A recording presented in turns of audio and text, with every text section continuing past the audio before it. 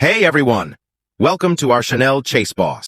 In 1990, Christopher J. Scarver was awaiting trial in a Wisconsin jail, accused of killing 27-year-old job trainer Stephen Lohman. It was then that the arrest of a 31-year-old Milwaukee man was announced. He had the remains of 11 men and boys in his apartment. That man later confessed to killing a total of 17 men and boys in Ohio and Wisconsin. He also confessed that he would sometimes mutilate and cannibalize his victims. Scarver came to know of serial killer Jeffrey Dahmer much like the rest of America, but Scarver got to see more of Dahmer than most people. Both men were convicted murderers, serving out life sentences together in the Columbia Correctional Institution outside of Madison. Although Scarver was also a convicted murderer, he couldn't stomach the things he'd heard Dahmer had done. Scarver later told the New York Post that Dahmer would antagonize inmates by making food look like severed body parts and leave them for people to find. Scarver said he kept his distance from Dahmer until 1994. Scarver claims when the two were left alone in the prison gym, he bludgeoned Dahmer to death with a metal rod. He also killed another inmate at the same time named Jesse Anderson.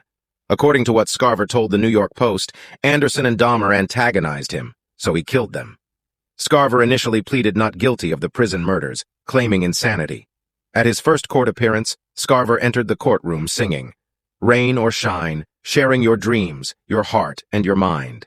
But he later changed his plea to no contest. He did so in exchange for being moved to a federal prison instead of serving out his life sentences in a state penitentiary. He was sentenced to 2 consecutive life sentences on top of the first one. The insanity plea wasn't out of the blue. When Scarver was awaiting trial for killing Lohman in 1992, he told a psychiatrist that voices had urged him to commit that murder. Specifically, he said it was the voices of a family, a mom and a dad, a boy and a little girl. Scarver shot Lohman in the head 4 times, then made a manager write him a check for $3,000. He also stole the manager's credit card. Scarver went to his girlfriend's home where, hours later, police found him sitting on the stoop of her apartment. He had the check, the credit card, and the gun he used in the murder in his pocket.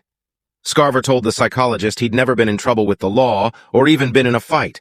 He said the voices of the family told him everything was going to be all right, and it was meant to happen like this. The New York Times reported that he said the voices also told him, quote, "I am the chosen one." Scarver has been in jail or prison since he was about 20 years old. According to his webpage, he was placed in solitary confinement for 18 years after killing Jeffrey Dahmer and Jesse Anderson. But he, quote, earned his way out and into a medium-security prison. When he was initially arrested for murder in 1990, his girlfriend was pregnant and gave birth after Scarver was sentenced. The child was named Chris after his father, and the two maintained a relationship through letters, according to what his son told CNN in 2014. During his time behind bars, Scarver became a poet and wrote a book titled The Child Left Behind, Poetry of Christopher J. Scarver. Scarver also writes short stories, musical compositions, and songs, and creates art. He's proactive in writing prison policy proposals and initiated the American Prisoner of Repatriation Act. Scarver also tries to encourage his son. In part of a letter the younger Chris shared with CNN, Scarver wrote, "Tough times don't last, tough people do, and you are the toughest kid I know." Check out one of our Chase Boss videos right here. Plus, even more videos about your favorite stuff are coming soon.